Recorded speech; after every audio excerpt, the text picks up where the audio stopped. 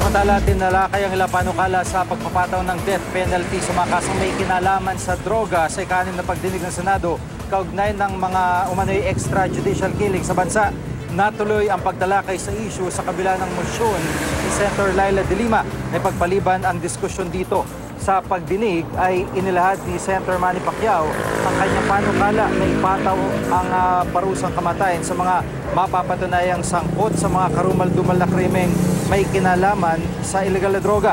Mahiwalay rin panukala tungkol sa death penalty si Senator Panfilo Lacson. Sa pagpapatuloy naman ng pagdinig ngayong hapon, sumalang ang mga provincial at city head ng iba't ibang police unit sa bansa. Tinalakay ang kanilang mga protocol sa police operation, gayon din ang pagkilala ng pulisya sa karapatan ng mga sospek. Iginit ng mga pulis na karamihan sa mga sospek na namamatay sa mga operasyon ay dahil may mga armado mga ito. May epekto rin daw ang paggamit ng droga sa pagtugon ng mga sospek sa mga police operation. Pinag-uusapan din ang mga kaso ng death under investigation. Kabilang na riyan ang isang insidente sa Talisay, Cebu at Caloocan.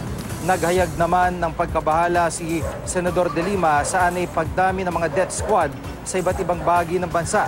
Kanina ay tinapos na rin ang pagdinig.